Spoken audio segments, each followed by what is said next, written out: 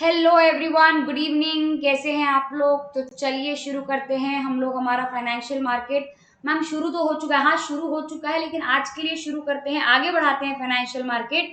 ठीक है, बहुत सारी बातें हम लोगों को डिस्कस करनी है फाइनेंशियल मार्केट से रिलेटेड। मैम थोड़ा जल्दी जल्दी करिए, थोड़ा सा हमको बोर हो रहा है, हमको अच्छा वाला इंटरेस्टिंग वाला पार्ट पढ़ना है। हाँ बिल्कुल पढ़ेंगे, बिल्कुल। आप 2 लेक्चर मुझे दे दीजिए, बैंकिंग वैंकिंग सब खत्म करा करू के हम कैपिटल मार्केट शुरू करेंगे।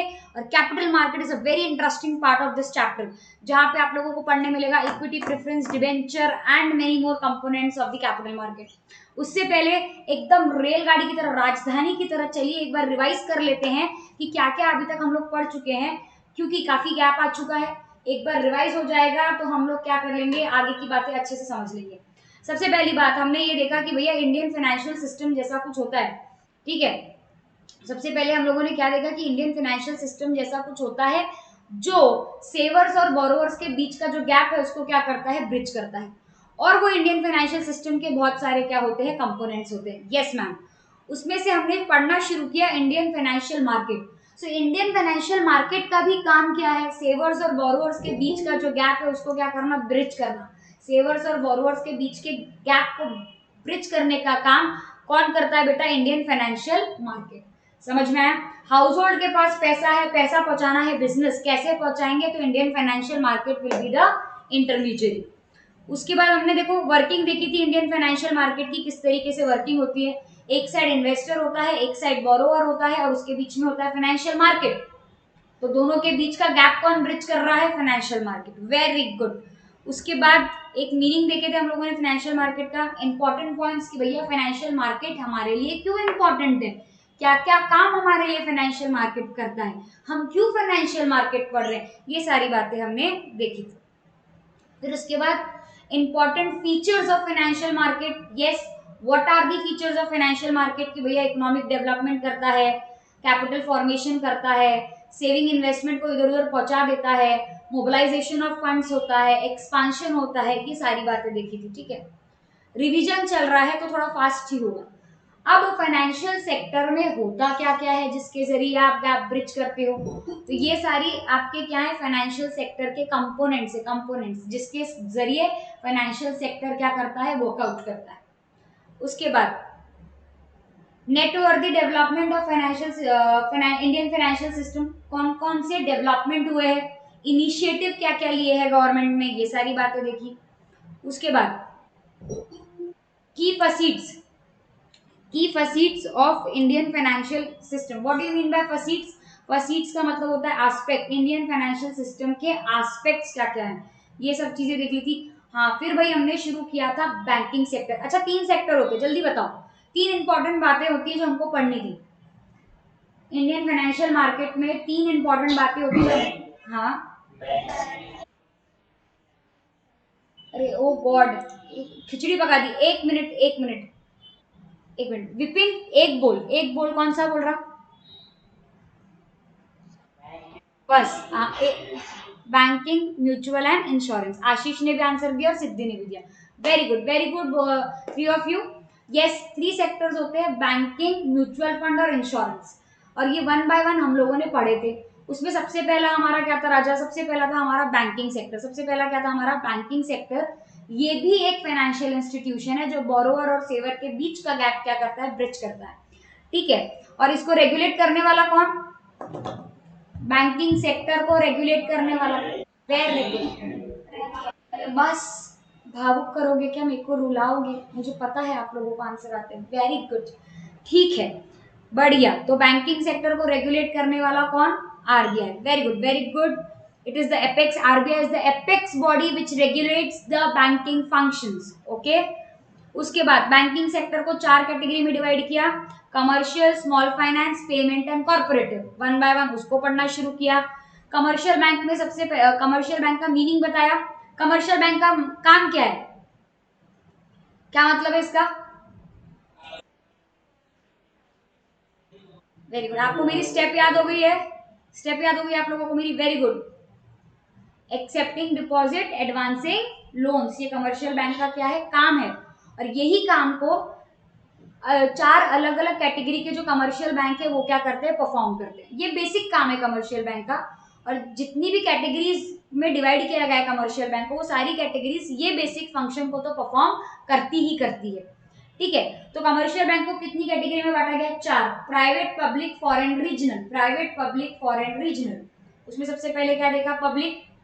सबसे ज्यादा इसका स्टेक होल्डिंग किसके पास रहेगा? गवर्नमेंट के पास। फिर आया प्राइवेट, से स्टेक होल्डिंग किसके पास रहेगा? प्राइवेट इंडिविजुअल्स के पास, लेकिन आरबीआई के रूल्स एंड रेगुलेशंस तो फॉलो करने पड़ेंगे। फिर फॉरेन, बैंक बाहर की है लेकिन ब्रांच इंडिया में है। फिर RRB, regional rural bank, region wise bank खोल रखी है वीकर रीजन को बैंकिंग फैसिलिटी प्रोवाइड करने के लिए। फिर स्मॉल फाइनेंस बैंक, इनके कस्टमर्स अलग होते हैं, इनका क्राइटेरिया अलग होता है, ये वो लोगों को बेनिफिट्स प्रोवाइड करते हैं जिनको अदर बैंक बेनिफिट प्रोवाइड नहीं करती। फिर पेमेंट बैंक, ये एक नई चिड़िया है जो मार्केट में आई है, अभी नया बैंकिंग है ये। और यहाँ पे क्या है बेटा? एक्सेप्टेंस ऑफ डिपॉजिट में क्या है? लिमिटेशन है। एक्सेप्टेंस ऑफ डिपॉजिट में क्या है? लिमिटेशन है। कितने की लिमिटेशन है? Very good, very good. 1 lakh का डिपॉजिट लिमिटेशन है, 1 लाख तक का ही डिपॉजिट कर सकते हो। Every individual can deposit up to only 1 lakh rupees and the deposit is restricted. फिर काफी सारा ये कंपैरिजन देखा था और मैंने आपको बोला था ये चीजें आपको अच्छे से याद रखनी क्योंकि ये एमसीक्यू में आ सकती है। ठीक है, अच्छा 2 ही चीज नो थी जो पेमेंट बैंक नहीं करता है, बाकी सारी चीजें वो ट्रेडिशनल बैंक जैसी करता है। पहली बात, वो लोन प्रोवाइड नहीं करता और दूसरी बात, वो क्रेडिट कार्ड इशू नहीं करता। वेरी गुड, वेरी गुड, आप लोगों को याद है, ये भी बहुत अच्छी बात है। फिर लास्ट वाला, urban corporative and state corporative, ये कॉर्पोरेटिव बैंक है आपके। फिर हम लोगों ने कुछ मेजर डेवलपमेंट देखे थे in banking sector year wise. फिर हम लोगों ने म्यूचुअल फंड शुरू किया था। म्यूचुअल फंड यानी कि क्या? Pool of funds. Mutual funds यानी कि क्या? पूल ऑफ फंड्स, जहां पे आप क्या करते हो? इन्वेस्ट करते हो। जहाँ पे 4 बातें होती है, इन्वेस्टर होता है, फंड मैनेजर होता है, और वो फंड मैनेजर सिक्योरिटी को इन्वेस्ट करता है। ठीक है, on behalf of what? On behalf of investor. Fund manager security में इन्वेस्ट करता है और सिक्योरिटी में इन्वेस्ट करने के बाद इन्वेस्टर को उसका क्या मिलता है? रिटर्न मिलता है। ये आपका क्या है? म्यूचुअल फंड है। समझ में आया? फिर इंश्योरेंस सेक्टर शुरू किए थे, उसमें काफी सारी बातें देखी, एलआईसी देखा, फिर उसके बाद कितने सारे इंश्योरेंस कंपनी है, लाइफ इंश्योरेंस कंपनी कितनी है, नॉन लाइफ इंश्योरेंस कंपनी कितनी है, बहुत सारी चीजें हम लोगों ने देखी। ठीक है, इंपॉर्टेंट बातें। ओके, ये सब हम लोगों ने देख लिया था। अब आज से हम लोग एक नई बात शुरू करने जा रहे हैं जिसका नाम है public sector bank in detail. Shall we start? Chat box is waiting for you, जल्दी बताओ। ओके, शुरू किया जाए। केबीसी नहीं, public sector bank. Okay, very good. Slide visible है? एक बार यस मैम करके बता दो जल्दी से। वेरी गुड, चलिए शुरू किया जाए। मैम 2 लेक्चर में खत्म करना है फटाफट, हमको अभी कैपिटल मार्केट पढ़ने की जल्दी हो रही है। ठीक है, okay, so we will start. अभी देखो, मुझे पता है यहाँ पे भी जो मैं पढ़ाने वाली हूँ 2 लेक्चर में, वो डेटा ही है, समझाने जैसा कुछ नहीं है। आपको बस याद रखना है कि हाँ ये बातें हैं।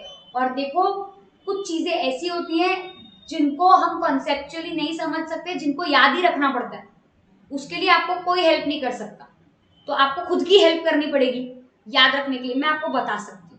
ठीक है, शुरू करते हैं। Okay, banking sector was developed.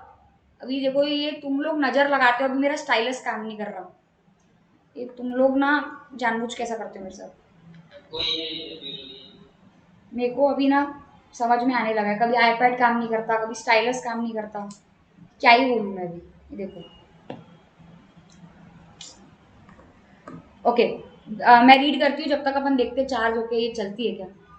चलिए, banking sector was developed during the British era. Yes, जब ब्रिटिशर्स हमारे देश में थे तभी ही बैंकिंग सेक्टर हमारा क्या हो गया था बेटा? इस्टेब्लिश हो गया था, डेवलप हो गया था। British east India company setup 3 banks. ये पता होना चाहिए कि ईस्ट इंडिया कंपनी ने ब्रिटिश एरा में कितने बैंक्स को क्या किया? इस्टेब्लिश किया। ये पता होना चाहिए कि ईस्ट इंडिया कंपनी ने ब्रिटिश एरा में कौन से 3 बैंकों को इस्टेब्लिश किया। तो वो 3 बैंक कौन से थे? Bank of Bengal, bank of Bombay and bank of Madras. तो याद रखो ना सीधे सीधे, बंगाल, बॉम्बे और मद्रास। क्या क्या याद रखोगे? बंगाल, बॉम्बे और मद्रास। ठीक है, these 3 banks were later merged and called imperial bank। और आफ्टर दैट इन सबको मर्ज कर दिया गया और उसका नाम दे दिया गया इंपीरियल बैंक। ओके, तो याद रखना इंपीरियल बैंक कौन सी 3 बैंकों को मर्ज करके बना है, मद्रास, बंगाल और बॉम्बे, ठीक है, which was taken over by state bank of India in 1955। और फिर उसके बाद उसी बैंक को टेक ओवर कर लिया एसबीआई ने कौन सी ईयर में, 1955 में। The RBI was established in 1935। ये आना चाहिए, ये याद होना चाहिए कि आरबीआई कब एस्टैब्लिश हुआ बेटा, आरबीआई आपका एस्टैब्लिश हुआ 1930, ओके, आरबीआई आपका एस्टैब्लिश हुआ 1935 में। कब एस्टैब्लिश हुआ, 1935 में, ये याद रखना है आपको। एक मिनट दो मेरे को,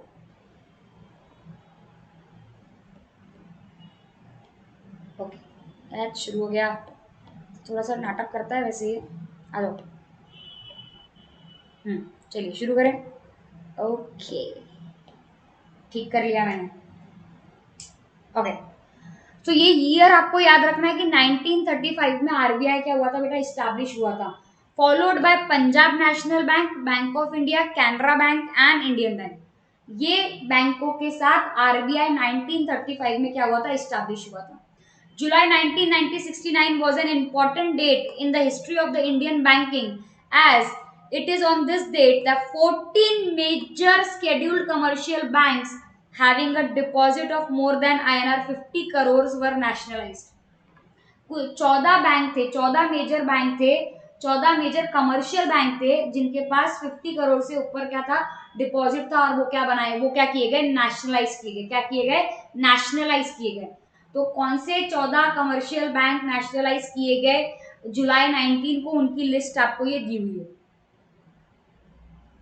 सेंट्रल बीओएम, देना, देना बैंक का नाम है, देना कुछ नहीं, देना bank, Punjab national bank, syndicate, Canara, Indian oversee, और ये पूरा लिस्ट आप देख लो, स्लाइड पॉज करके आप लोग देख लो। ये सारे बैंक, 14 बैंक क्या किए गए थे, नेशनलाइज किए गए थे। समझ में आया क्या, समझा क्या, गुड। अब in the second wave of nationalization, 6 banks, that is Andhra, 6 banks की लिस्ट दी हुई है, Andhra corporation, new bank, oriental of commerce, Punjab bank, Sindh bank and Vijaya bank with the deposit liabilities of 200 crores and above were nationalized in 1980। वो 14 bank के बाद ये 6 bank को भी nationalize किया गया in 1980। With the nationalization of these 6 banks, the number of public sector banks, including the State Bank of India, were rose to 28।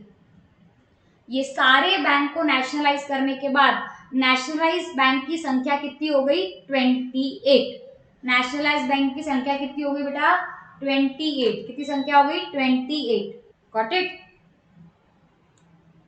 Okay. उसके बाद कुछ इंपॉर्टेंट चीजें जो ये बॉक्स में आपको दी हुई है, कुछ इंपॉर्टेंट बातें, ठीक है। The largest of the mergers announce is that, ठीक है, ये सबसे लार्जेस्ट मर्जर्स थे। The second largest public sector bank in India, मेरे को ऐसा लग रहा है यहाँ पे कुछ डिटेल्ड मिसिंग है। हाँ, they have given you the largest merger which you are having, okay okay. तो second merger announced was Canara Bank and Syndicate Bank, and the fourth merger announce is Indian Bank and Allahabad Bank. ऐसे करके बहुत सारे biggest mergers क्या किए गए, announce किए गए। 1 सेकेंड गाइस, इसमें थोड़ा सा मेरे को डिटेल इनकम्प्लीट लग रहा है, इसका फुल डिटेल मैं आपको देती हूँ। 1 मिनट दो मेरे को बस, शायद कुछ टाइपिंग मिस्टेक हुई है आपकी रितिका दीदी से। अब आप पूछेंगे मैम ये रितिका दीदी कौन है, तो वो रितिका दीदी वो है जो ये सब बनाने में मुझे हेल्प करती बेटा, ओके। अब आप लोग रितिका दीदी को भी पहचानने लगे क्या, अच्छा, मिलवा देंगे आपको, मिलवा देंगे बिल्कुल। क्या खा के आया है आज आशीष इतना मुंह क्यों चला रहा फिर, ये रहा, आ गया, चलो यहां से देख लो वो डिटेल, वहां पे इनकम्प्लीट लग रही है तो यहां से देख लेंगे, ठीक है। The largest of the mergers announced is that Punjab National Bank with Oriental Bank of Commerce and United Bank. तो सबसे बड़ा मर्जर जो अनाउंस हुआ था वो कौन सा था, ये PNB with oriental bank of commerce and United bank, ये 3 बैंक का मर्जर सबसे पहला और बड़ा, ठीक है। फिर उसके बाद मर्जर होने के बाद लास्ट नेम जो बना वो क्या था, Punjab national bank. The amalgamated entity was known as Punjab national bank. 3 bank एक साथ आए ना, तो 3 बैंक एक साथ आने के बाद कौन से एक बैंक का नाम आगे चल रहा था, तो जो अमलगमेटेड एंटिटी बनी उसका नाम था Punjab national bank. Got it. फिर उसके बाद will become the second largest public sector bank in India after the State Bank of India। ऐसा होने के बाद वो इंडिया का second largest public sector bank बन गया। समझ में आया। It was also become the second largest bank in India in terms of branch network also. जैसे एसबीआई की सबसे ज्यादा ब्रांच है, लेकिन ये जो सबसे बड़ा मर्जर हुआ उसके बाद पीएनबी भी क्या हो गया, second largest bank of India बन गया, और ब्रांचेस नेटवर्क के टर्म्स में भी सेकेंड लार्जेस्ट बैंक वो बन गया। अब ये पहला मर्जर था, सबसे बड़ा मर्जर याद रखना चाहिए। सबसे बड़ा मर्जर कौन से 3 बैंक का, पीएनबी, ओरिएंटल एंड यूनाइटेड, ठीक है। अब second largest merger was announce with Canara and Syndicate bank. Second largest merger किसका था, कैनरा बैंक और सिंडिकेट बैंक का, which would render the merge entity with the 4th largest public sector. The merger also has the potential to lead large cost reduction due to the framework of overlap। और इसका simple meaning ये निकल रहा है कि भैया ये merger होने के बाद, व्हाट डिड आई से, ये मर्जर होने के बाद कॉस्ट रिडक्शन हो गया और बहुत ज्यादा स्मूथ फंक्शनिंग होना शुरू हो गई। तो सेकेंड लार्जेस्ट मर्जर किसका था, कैनरा और सिंडिकेट का। फिर उसके बाद 4th merger announced is of the Indian Bank and Allahabad bank. Okay, Indian Bank and Allahabad bank. तो ये 3-4 बातें आप लोगों को इसमें ध्यान रखनी है। ओके, डन, यहां तक के कोई डाउट नहीं। चलिए अब शुरू करते हैं आपका प्राइवेट सेक्टर बैंक। क्या शुरू करते हैं, private sector bank. Public sector bank हो गया, उसमें क्या क्या हुआ वो सारी बातें भी हमने देखी। कोई डाउट है क्या यहाँ तक, इज देयर एनी डाउट?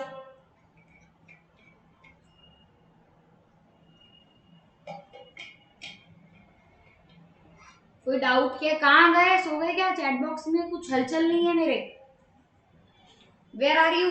अच्छा मैंने चैट बॉक्स ऊपर करके रखा, sorry sir. Okay, good good good.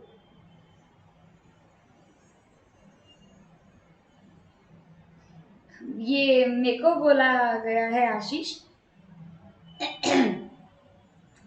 चलो, private sector bank. Private sector banks refers to those bank where the most of the capital is in private hands. Private individuals के पास जब आपका सबसे ज्यादा कैपिटल होता है तो उसको हम प्राइवेट बैंक कहते हैं। मतलब ऐसे बैंक्स, ऐसे प्राइवेट बैंक्स जिसका most of the capital is with private individuals. Okay okay, so in India there are 2 types of private sector bank.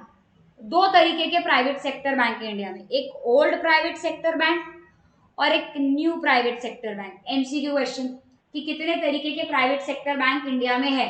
तो इंडिया में 2 तरीके के प्राइवेट सेक्टर बैंक है, एक है ओल्ड और एक है आपका न्यू। अब मैम ये ओल्ड और न्यू में डिफरेंस क्या है? कुछ शुरू होने का डिफरेंस है। कुछ पहले शुरू हुए थे, उस समय सिचुएशन कुछ और थी तो उनका नाम ओल्ड रख दिए। कुछ बाद में शुरू हुए, उनके समय सिचुएशन अलग थी तो उनका नाम न्यू रख दिया गया। देखो, old private sector banks are those banks which exist in India at the time of nationalization of major banks but were not nationalized due to their small size। Actually ये जो old small sector banks है, sorry old private sector banks है, ये वो bank है, ये उस समय के बैंक है जब नेशनलाइजेशन ऑफ बैंक्स चालू था। लेकिन ये ओल्ड प्राइवेट सेक्टर बैंक को नेशनलाइज इसलिए नहीं किया गया क्योंकि इनका कैपिटल साइज क्या था, छोटा था। वापस से, ओल्ड प्राइवेट सेक्टर बैंक का मतलब क्या है? ये वो बैंक है जो नेशनलाइजेशन के समय बने, लेकिन इनको नेशनलाइज इसीलिए नहीं किया गया क्योंकि इनका कैपिटल साइज बहुत क्या था, छोटा था। समझ में आया? आफ्टर द बैंकिंग रिफॉर्म्स आए ना 91 से, जब बहुत ज्यादा क्राइसिस हम लोगों ने फेस किए तो मनमोहन सिंह ने क्या लाया बेटा, मनमोहन सिंह साहब ने क्या लाया बेटा, 91 में बहुत सारे बैंकिंग रिफॉर्म्स लाए। तो जब बैंकिंग रिफॉर्म्स आ गए, दीज बैंक्स गॉट लाइसेंस। फिर इन बैंकों को क्या मिल गया, लाइसेंस मिल गया, जो उस समय नहीं मिला था। बैंकिंग रिफॉर्म्स आने के बाद वो सारे बैंकों को जिनको नेशनलाइज नहीं किया था स्मॉल साइज कैपिटल के कारण, उन सारे बैंकों को लाइसेंस मिल गया, and now they can continue and have existence in India along with new private banks and government banks। और मतलब देखो कैसी बात हो गई कि कुछ बैंक जो उस समय बन रहे थे जब नेशनलाइजेशन चालू था, लेकिन उनको नेशनलाइज इसलिए नहीं किया गया क्योंकि उनका स्मॉल साइज कैपिटल है, बराबर। लेकिन कुछ समय बाद फिर बैंकिंग रिफॉर्म्स आए तो ये सारे ओल्ड बैंक्स को, वो सारे बैंक्स को उस समय वालों को लाइसेंस दे दिया गया, नेशनलाइज कर दिया गया। और उसके बाद भी तो कुछ नए बैंक बने होंगे ना, तो उनको तो ऑलरेडी लाइसेंस मिल गया क्योंकि वो रिफॉर्म के बाद बने। तो इसलिए दो कैटेगरी डिवाइड हो गई, old private bank and new private bank. Confusion है क्या बताओ, मैं एक बार और बोलती हूँ, समझा क्या ये पैराग्राफ कि एक बार और बोलूं क्या? अरे चैट बॉक्स पे रे, अरे कहाँ गए? अरे गिव मी द आंसर, रिक्की कुश बोल दूं? ओके ठीक है, देखो सुनो, जैसे अपन समझते, मैं आपको एक डायग्राम से बताती हूँ। जैसे ये समझ लो यहाँ पे आपका आया है रिफॉर्म। अब ये रिफॉर्म के पहले कुछ बैंक बने होंगे जब नेशनलाइजेशन चल रहा था बैंकों का, लेकिन ये बैंक का इसलिए नेशनलाइजेशन नहीं किए क्योंकि उनका कैपिटल साइज क्या था, बहुत छोटा था, तो वो रह गए, उनका नेशनलाइजेशन हुआ ही नहीं, नेशनलाइज नहीं किए हुए वो। लेकिन जब रिफॉर्म आया तो वो रिफॉर्म में ये सारे बैंकों को जिनको नेशनलाइज नहीं किया गया था उस समय, उनको नेशनलाइज कर दिया गया ये रिफॉर्म आने के बाद, ठीक है। तो जिनको रिफॉर्म आने के बाद पहले के बैंकों को नेशनलाइज किया गया उनको बोलते हैं ओल्ड प्राइवेट बैंक, और जो बने ही बाद में उनको तो लाइसेंस मिलेगा ही, तो उसको क्या बोलेंगे, न्यू प्राइवेट बैंक। अब क्लियर है? अब क्लियर है? अब इससे ज्यादा क्लियर नहीं कर सकती मैं, अभी समझ लो तुम, ठीक है?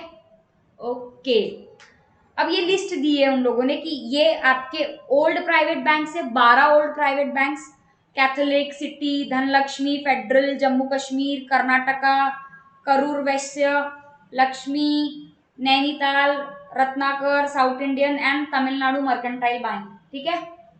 ये कौन से आपके ओल्ड वाले प्राइवेट बैंक है।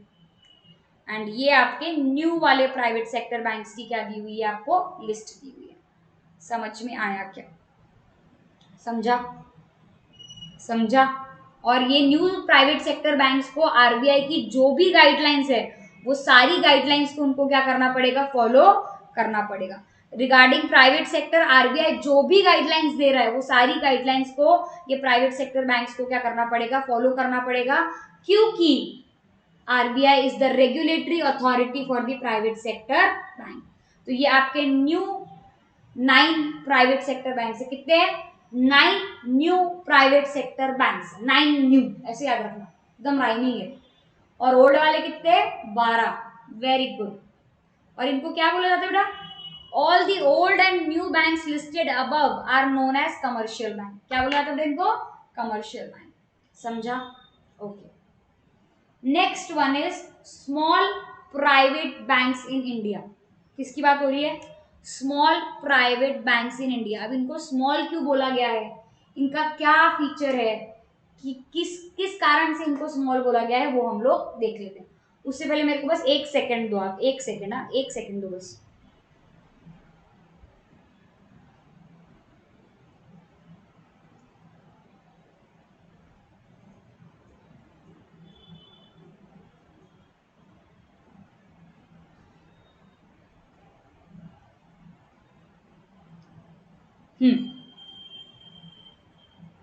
चलिए,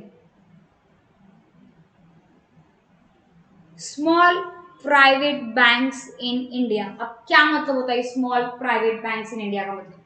Small private banks in India are financial institutions that have the license to offer fundamental banking services by accepting deposits and lending।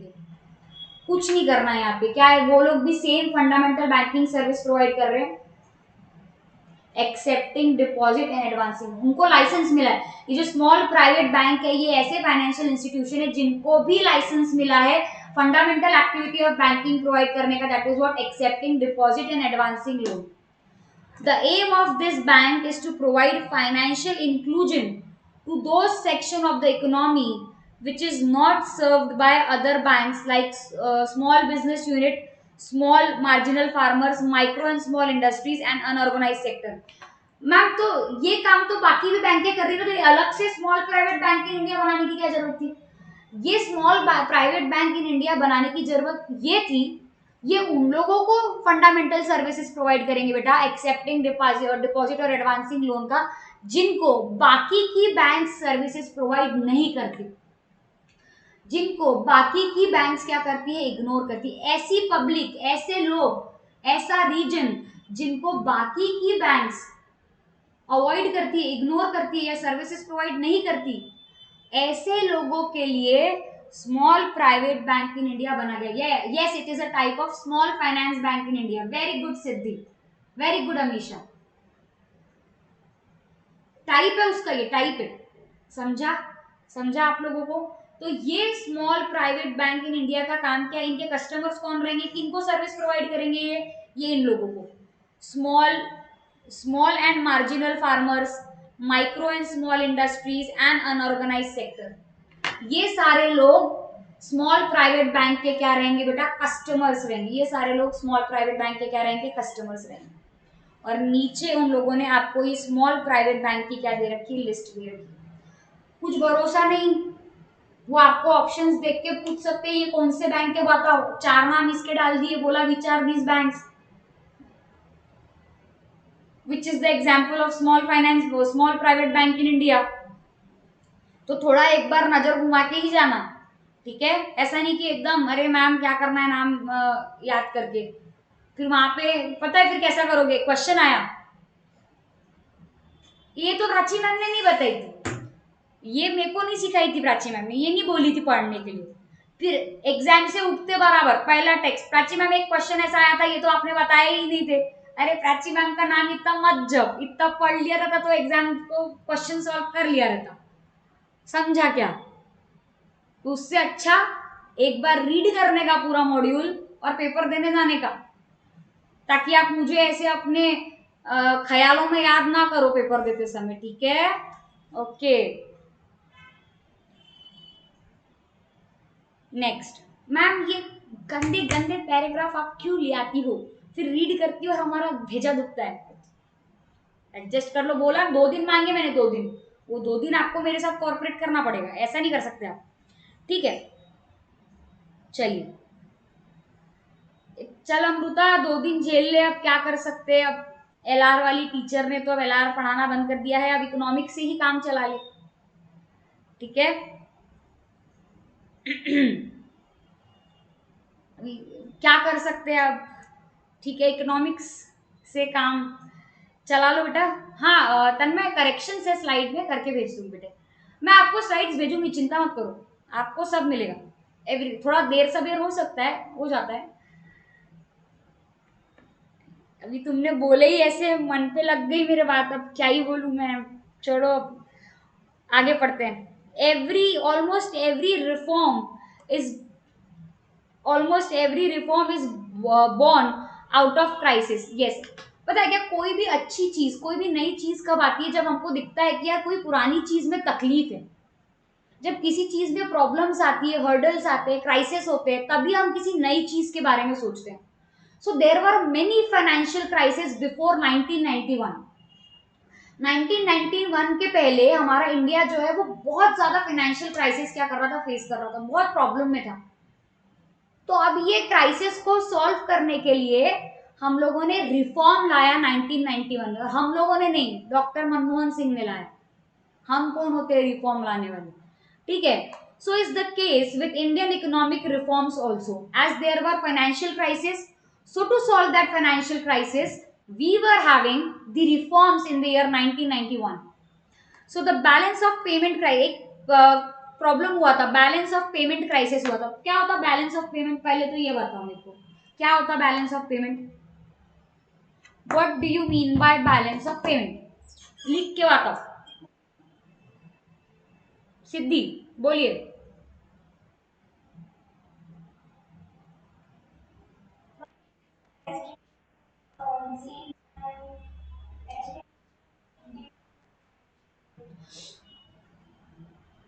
सही में ऐसा ही, और कुछ नहीं। एनीवन वांट टू करेक्ट सिद्धि? सिद्धि ने बोला कि it is a financial statement of receipts and payment for a financial year. या आई अग्री विद दैट कुछ हद तक के, but anything which is remaining here.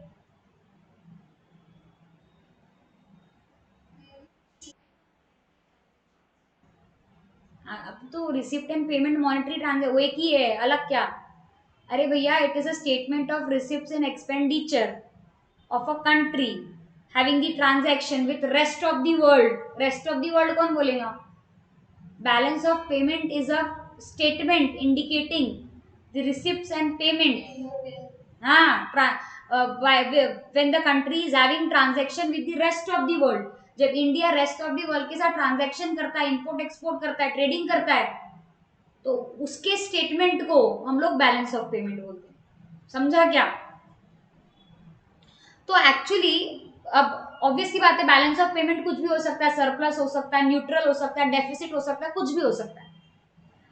तो हो सकता है उस समय बहुत डेफिसिट हो रहे हो बैलेंस ऑफ पेमेंट स्टेटमेंट में, वो स्टेटमेंट हमको दिखा रहा हो कि भैया बहुत डेफिसिट है, बहुत क्राइसिस है, बहुत फाइनेंशियल इश्यूज है, ठीक है।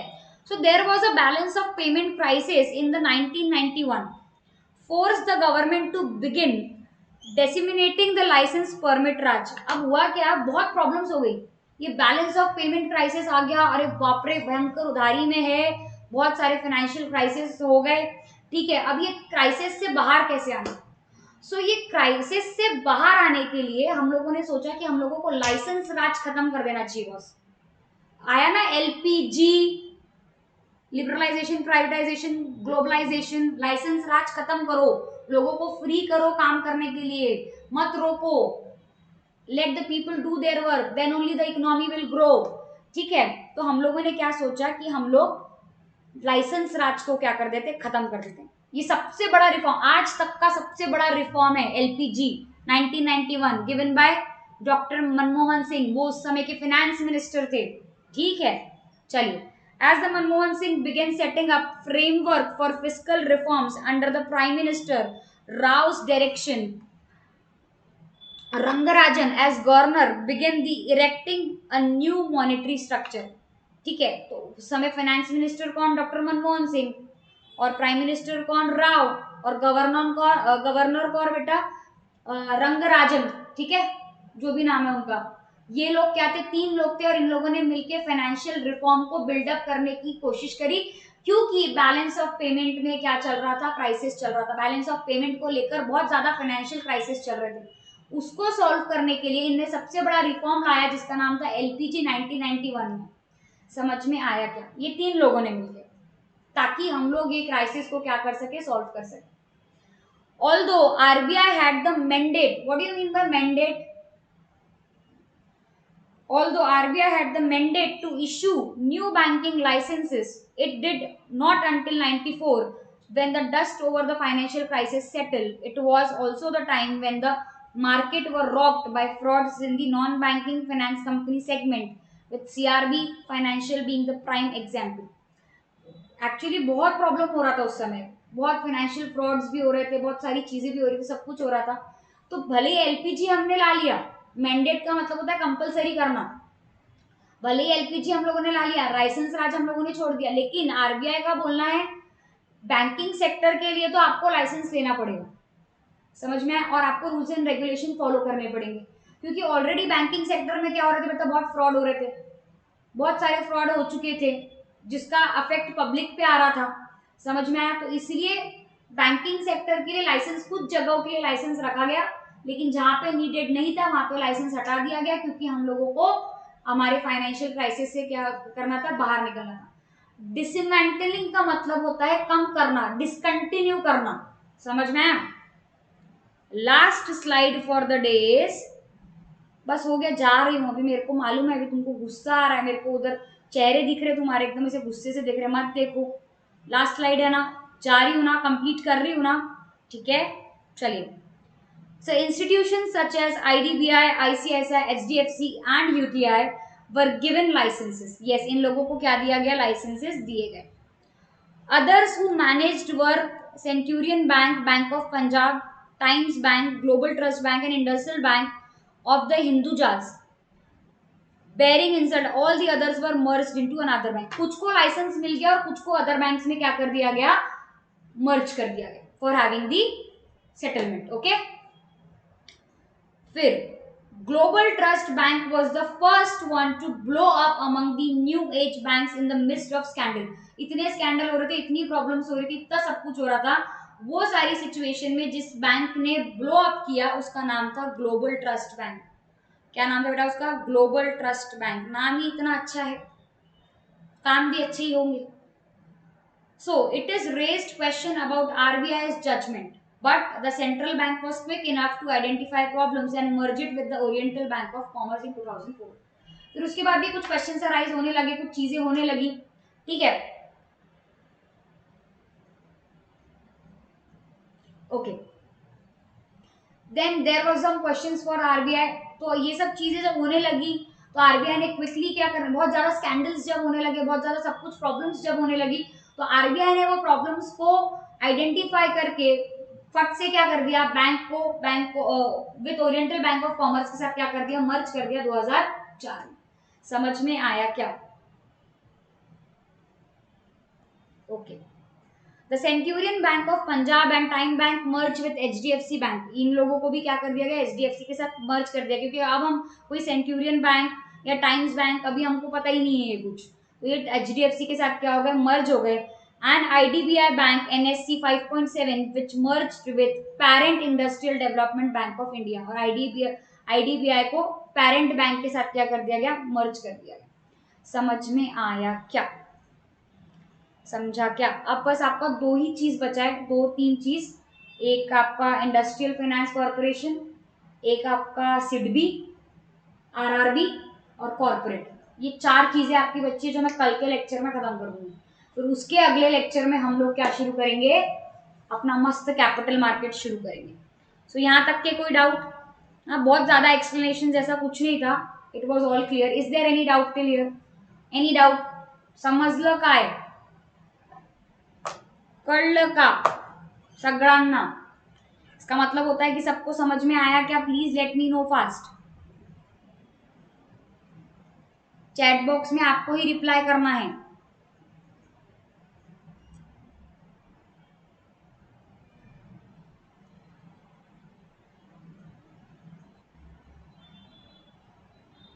Okay okay everyone.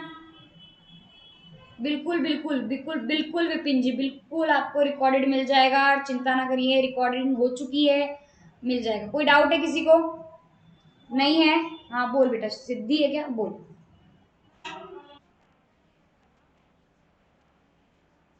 हम्म.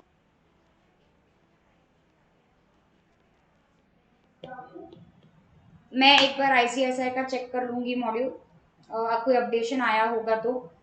क्योंकि थोड़ा बहुत अभी देखो, थोड़ा बहुत ना, अभी 10% पेपर आपका अनप्रिडिक्टेबल ही रहता है. कुछ चीजें वो लोग देते ही है, उसमें वो चेक करते हैं कि आपको कितना करंट नॉलेज है ये सब चीजों का. ठीक है, सो ऐसा चांसेस है 10%, लेकिन मैक्सिममली नहीं पूछेंगे अगर आपके सिलेबस में अभी तक इंक्लूड नहीं किया है. ठीक है, समझ में आया? Okay Siddhi. Okay, so I will end up with the lecture. All of you take care. Tada, bye bye. See you and we'll meet you in the next lecture. और बिल्कुल चिंता मत करिए, बोर वाला पार्ट कल खत्म कर दूंगी मैं. I promise you. नहीं किया तो आप जो बोलो वो. ठीक है, चलिए गाइस.